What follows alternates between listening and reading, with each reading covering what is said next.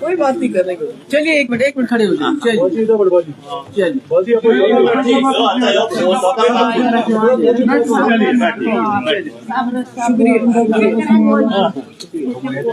चलिए बहुत शुक्रिया बैठ जाए।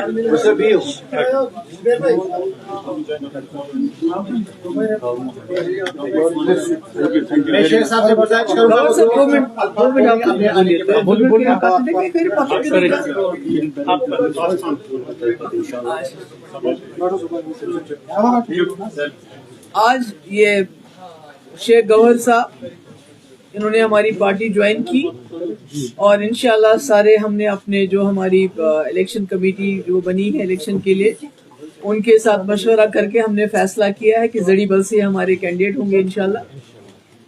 और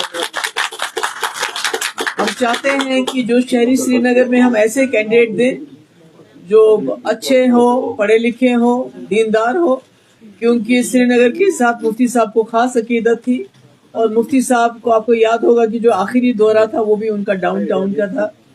और हमारी भी कोशिश रहेगी कि श्रीनगर के लोगों की प्रॉब्लम्स बहुत ज़्यादा हैं, बहुत मुश्किलात हैं। यहाँ गरीबी भी बहुत है, एक एक घर में 4-4 फैमिलीज रहते हैं। इसके लिए भी मुफ्ती साहब का एक प्रोग्राम था कि इनको बाहर ले जाएंगे। मगर अब हमारा अगर इंशाल्लाह हमारी सरकार बनी तो वी विल गो वर्टिकल, कि जहाँ हम बनाते हैं मैरिज हॉल्स बनाते हैं, दूसरी चीजें बनाते हैं, तो मैरिज हॉल्स के साथ साथ अगर हमें जगह मिलेगी तो हम बड़ी बड़ी बिल्डिंग्स बनाएंगे, फ्लैट्स बनाएंगे, जहां हम ये जो घर में जो उनमें कंजेशन है उसको दूर करेंगे। और शहरी श्रीनगर में बेरोजगारी भी बहुत है, गाँव में हमारा रहबर तालीम है, बाकी स्कीम्स हैं।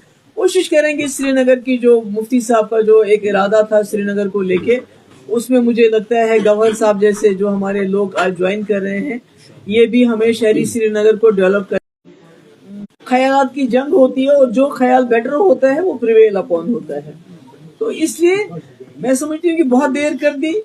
इंजीनियर रशीद साहब को भी रिलीज करना चाहिए, शबीर शाह साहब को भी, और भी जो हमारे जो जेलों में जो हमारे लोग हैं तो जिनको वो कहते हैं कि जमानत तो मिलनी चाहिए, जमानत भी नहीं मिलती। अब बहुत अफसोस की बात है। तो मुझे उम्मीद है कि उनको रिलीज, और भी जो हमारे इसके अलावा जो हमारे नौजवान हैं जो कोई नामवर लोग नहीं है, आम नौजवान हमारे जेलों में बंद है और मुल्क के जेलों में बंद है, उनकी हालत बहुत खराब है। उनके माँ बाप बहुत गरीब है, वो वहां तक जा भी नहीं सकते हैं।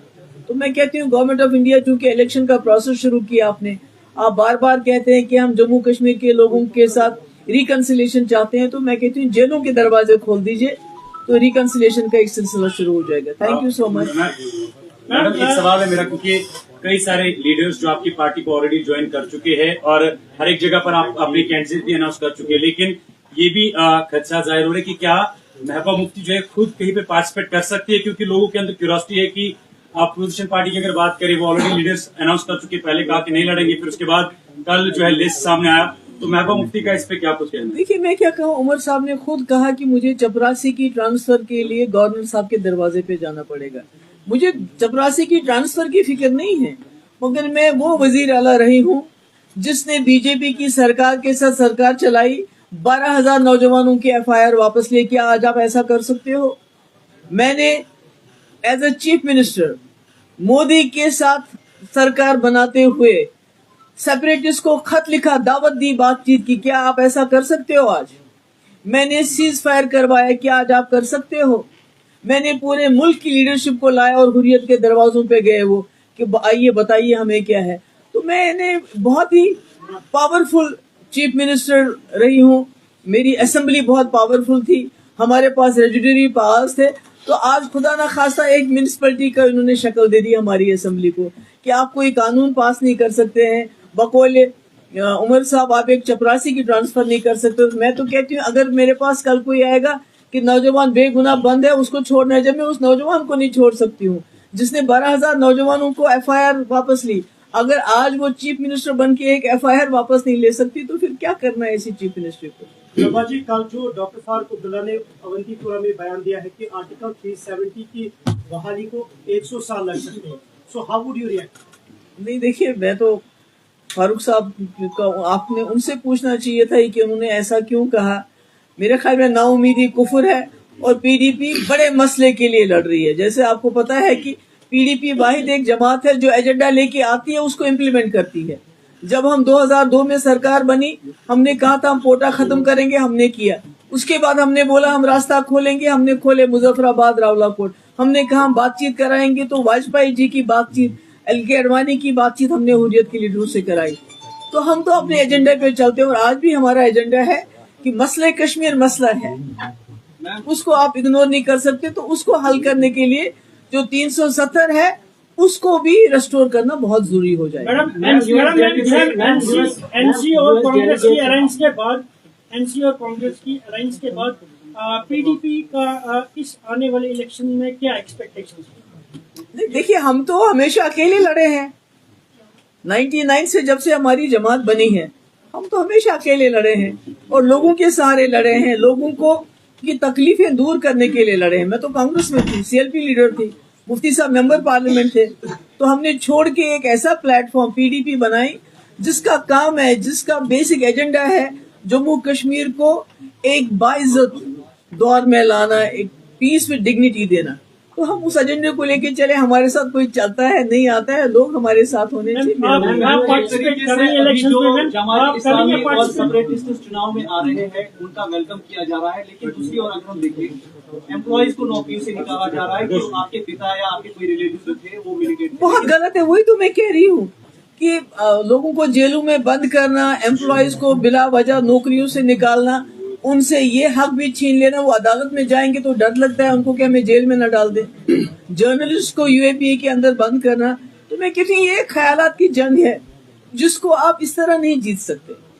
आप ताकत के बलबूते पे जम्मू कश्मीर का जो मसला है उसको हल नहीं कर सकते. आपको रिकंसिलिएशन, रीच आउट करना पड़ेगा यहाँ के लोगों के साथ. उसके बगैर कोई चारा नहीं. और मेरे ख्याल में ये जो शबीर शाह साहब हैं या दूसरे, उनको छुड़ाना, उनको जेलों से रिहा करना, ये एक अच्छी बात है. गांधीपुर से इशफाक जबार जो है उमर अब्दुल्ला साहब लड़ रहे, लेकिन उसी के अपोजिशन में ये भी खबरें आ रही है कि शायद इशफाक जबार साहब जो है अपनी पूरी पार्टी के साथ पीडीपी को ज्वाइन. अभी ऐसा कोई ऐसी मेरे पास ऐसी इन्फॉर्मेशन. कल फारूक साहब ने इनडायरेक्टली एक बहुत बड़ी मैसेज दी है. जब उनसे पूछा गया कि जमात इस्लामी के पार्टिसिपेंट्स आ रहे हैं इसमें, उन्होंने इनडायरेक्टली ये बात कहा, इसको कल सबके सामने कहा कि ये अच्छी बात है जमात इस्लामी के लोग आए. इससे बेहतर कि वो चोरी छुपे सपोर्ट करें. क्या पास्ट में भी ये चोरी छुपे सपोर्ट आप थोड़ा इलेबोरेट कर सकते हैं? दूसरा, जो अलायंस कांग्रेस और नेशनल कॉन्फ्रेंस के दरमियान हुआ है, उसका किस तरह का इम्पैक्ट पीडीपी पर है? क्योंकि कल थोड़े से उसकी एक झलकी हमें पुलवामा में देखने को मिली. देखिए, पहली बात तो मैं ये कहना चाहूंगी कि जो जमात को लेके फारूक साहब ने बयान दिया है, तो मैं समझती हूँ कि ये कोई पहली बार ऐसा रिलेशनशिप नहीं है इनका. 87 में जब जमात फील्ड में थी, मैदान में थी, तब भी ये कांग्रेस एनसी अलायंस उस वक्त हुई. और उसके बाद क्या हुआ मुझे वो बताने की जरूरत नहीं है कि हमारे हजारों लाखों घर उजड़ गए, हजारों नौजवान हमारे शहीद हो गए, क्योंकि उस वक्त भी जमात इस्लामी को कहिए या मफ को कहिए, उनको बाहर रखने के लिए, असेंबली से बाहर रखने के लिए बहुत बड़े पैमाने पे इन्होंने धांधली की, जिसका आज भी हमारे कब्रिस्तान भरे हुए हैं. तो वो तो आपने देख लिया, उसमें मुझे दोहराने की जरूरत नहीं. दूसरा, जहां तक कांग्रेस और एनसी की अलायंस की बात है, मैंने पहले भी कहा है हमारा एक एजेंडा है जब भी हम अलायंस करते हैं. देखिए, जब पीडीपी ने कांग्रेस के साथ अलायंस की 2002 में, हमारा एक एजेंडा था कोटा खत्म करना, बातचीत करना, लोगों को जेलों से रिहा करना, जिसमें हमने गिलानी साहब को रिहा किया. आज आप सोच सकते हैं ऐसा, बड़े बड़े शबीर शाह साहब को, यासीन मलिक साहब को रिहा किया. तो हमारा एजेंडा था. उसके बाद जब हमने बीजेपी गवर्नमेंट के साथ, बीजेपी पार्टी नहीं, बीजेपी गवर्नमेंट के साथ हाथ मिलाया 2014 में, हमारा बाज़ाब्ता एजेंडा ऑफ अलायंस था कि आपको 370 को नहीं छेड़ना, आपको एस्पा खत्म करना, आपको पाकिस्तान से बात करनी, आपको हुर्रियत से बात करनी, आपको पावर प्रोजेक्ट वापस करने, और भी कई चीजें थी उसमें, और रास्ते खोलने हैं. यानी उस वक्त भी हमारे पास एजेंडा था. तो जब भी कांग्रेस और एनसी की आपस में इनका अलायंस होता है तो ये कुर्सी के लिए होता है. तो अगर मुफ्ती साहब को कुर्सी चाहिए होती 2014 में, नेशनल कॉन्फ्रेंस भी ऑफर कर रही थी, कांग्रेस भी ऑफर कर रही थी. तो मेरे ख्याल में alliance PDP کے لیے it goes beyond power. جو ہمارا ایجنڈا وہ سب سے زیادہ ضروری ہے. اور اگر NC اور کانگریس کا جو آپس میں میل ہے وہ ایجنڈا کے لیے نہیں وہ. اور آپ کو پتا ہے ایک میرے خیال میں ایک ہسٹری ہے, جب PDP اور کانگریس جب ہم ملے تو ہم نے لوگوں کے لیے کام کیے, ہم نے لوگوں کو ایک راحت دی, ہیلنگ ٹچ دیا. جب ہم BJP سرکار سے ملے تو میں نے 12,000 نوجوانوں کی FIR واپس لی, میں نے لیٹر انوائٹ کیا ایز چیف منسٹر, میں نے ملک سے ایک بہت بڑا ڈیلیگیشن ملایا بات چیت کے لیے, میں نے وہ سب کچھ کیا جو ہمارے ایجنڈے میں تھا.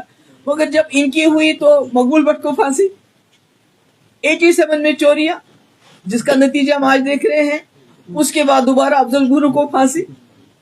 تو یہ تو لوگوں کے سامنے سارا ہے کہ کیا ہوتا ہے. Ma'am are you a part of India alliance کیونکہ ma'am are you a part of India alliance کیونکہ جب وہ یہاں دیکھیے میں نے کہا ہمارا ایجنڈا ہے, ہم شیٹ شیئرنگ میں الائنس میں نہیں یقین رکھتے ہیں, ہم ایجنڈے پہ یقین رکھتے ہیں.